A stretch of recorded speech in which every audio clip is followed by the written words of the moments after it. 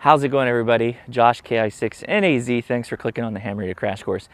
We're doing a bit of a video here on mobile radio installations, and I've already done a video explaining my bonding of my radio, and you can watch that. The link will be in cards and in the description. If you want to know the deeper side of how to really get the best signal possible and reduce your noise, go check out that video. But today I'm going to show you around my mobile install and what radios I'm using, so stick around.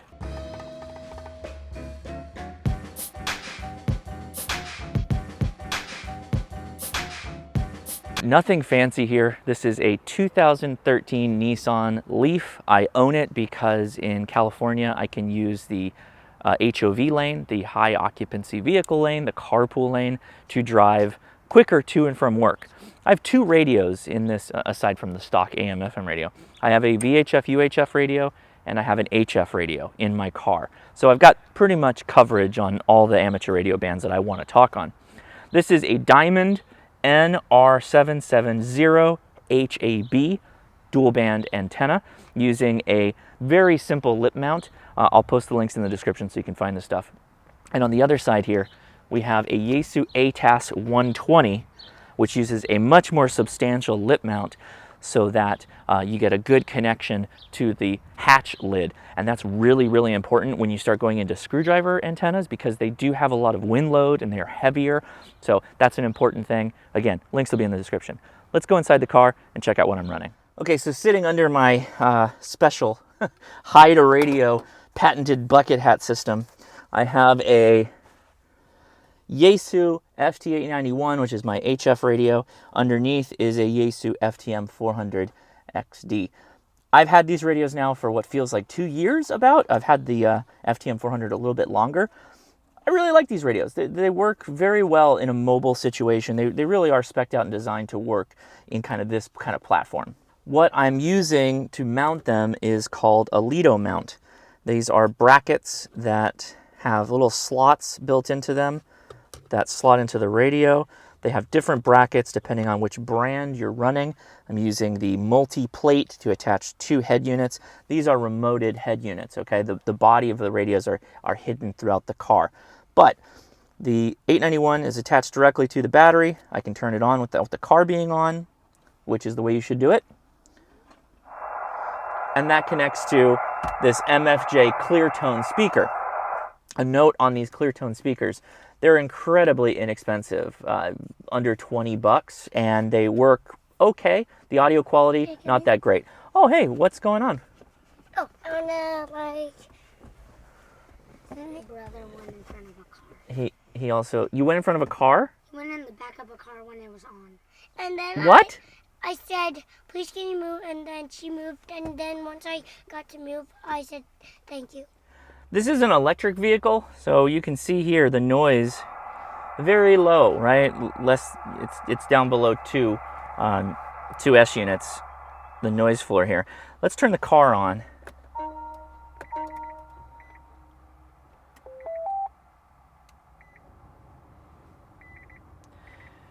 Now we haven't picked up any noise, but the controls for the air conditioner and the heater, they do spit out some noise, and that's always been a problem with this vehicle. Electric vehicles in general kind of have a difficulty with HF radios in particular, and you'll see the noise will start peaking up a little bit. When you drive, the regenerative braking system, all of that can cause all kinds of problems, create noise on your radio. So keep that in mind. If you want to go HF in an electric vehicle, you're going to need to do significant bonding of the car to bring that noise down. So the way this works, kind of the reason I went this route, and I took a simple route to do all this. From the head unit on the FT-891, which HF is what I predominantly use. Of course, I do love my VHF/UHF. This radio, I went with it because it does APRS, which is Automatic Packet Reporting System. Very handy when you're traveling, very good for sending out messages. But the FT-891 being my primary radio, pretty simple. If I want to change the band, you do know, oh, what do we got? Oh, we got some CW.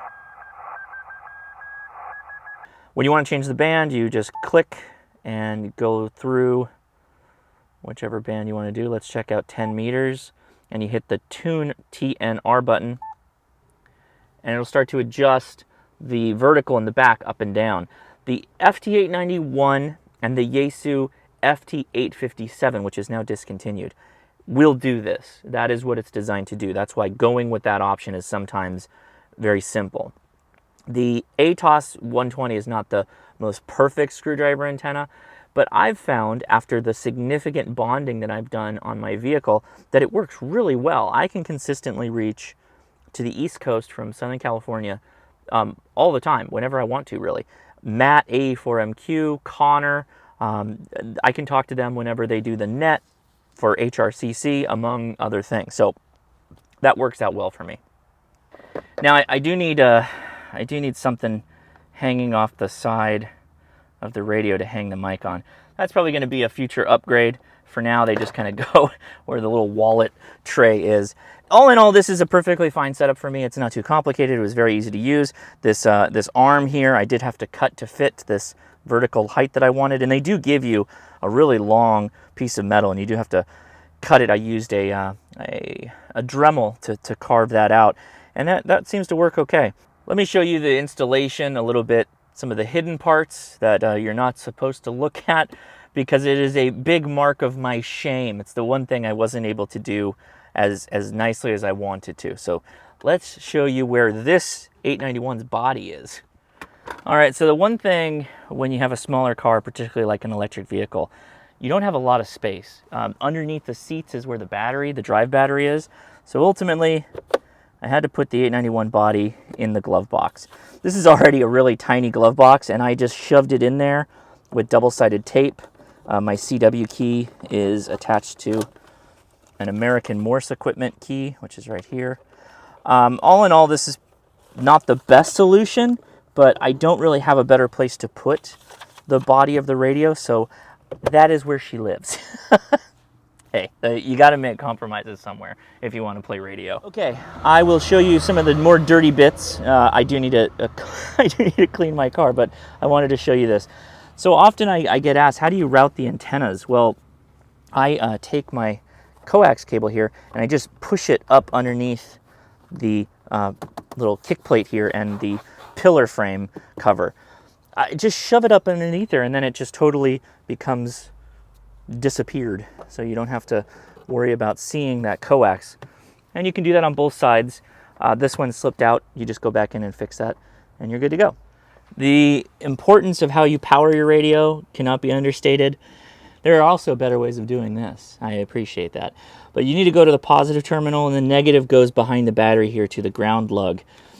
I route that back around behind this electric motor to a grommet hole, a pass-through hole through the firewall.